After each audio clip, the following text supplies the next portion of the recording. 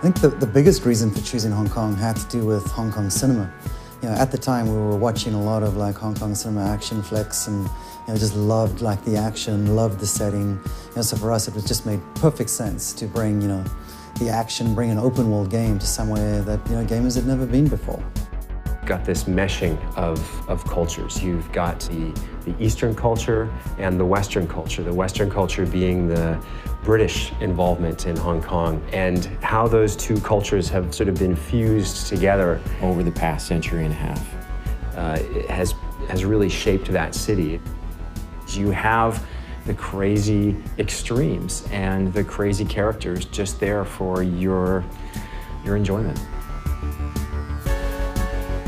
Watching movies, we all love watching action movies, but that wasn't enough. And reading books, and there are lots of them about the cops' relationship with the triads, that wasn't enough.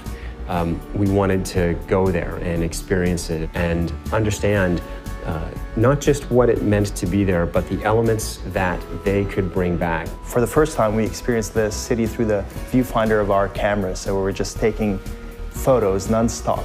There are parts of the city where it felt like you're just walking in a canyon of signage, you know what I mean? And then from there, the following day, you go to a different part of the city where it feels vast and open and modern.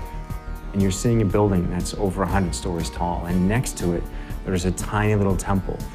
You see guys hanging out on a street corner who look like they were in a street fight, and they were triad guys who actually were in a street fight. The key for us about the triads and about Hong Kong was just how interwoven like the triads are into society there. It's not like there's a bad guy that you can point to the whole time. They're part of the fabric. We were really lucky to be able to talk to people on both sides, the police and the triad. We talked to a member of very high up, and I guess you'd call it the Hong Kong Secret Service. He was fascinating to talk to, just in terms of understanding what the threats were in Hong Kong. We talked to a couple of members of the triads as well, who took our writer into some very interesting places. He never felt at risk, but he learned some interesting things.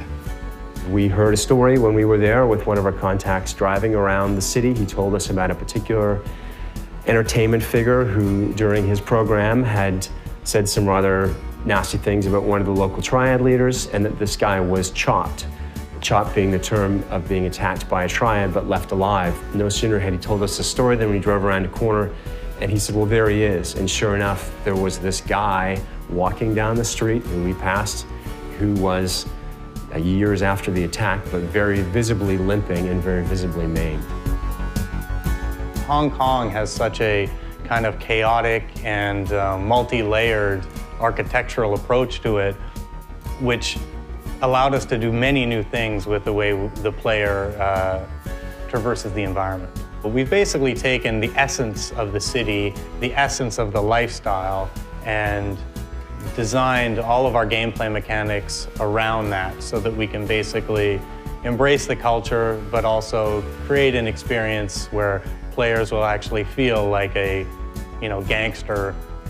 Hong Kong is an island, and what we did was create an island with 4 separate neighborhoods. North Point, which is where you start the game, which is more reminiscent of Kowloon.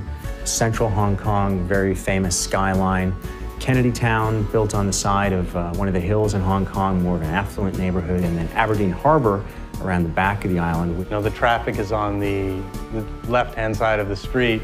We decided, for the sake of authenticity, that we were going to go with that. We wanted to capture a bit of everything, because really what's unique about Hong Kong is its diversity, and we wanted to capture that diversity. And small things like the tiny alleyways, the cluttered alleyways that feel dingy, foreign, and threatening in some ways. Layers of signage and pipes and wires and hanging laundry. It's a bit overwhelming in the beginning, but then you start slowly getting adjusted to what you're seeing. If you want to spend time just roaming around the island, enjoying the races and the mini games and the events and favors and shopping and all that kind of stuff, then that's entirely there for you to do. The final result is a city that feels authentic, but at the same time, it's fun to explore and to experience.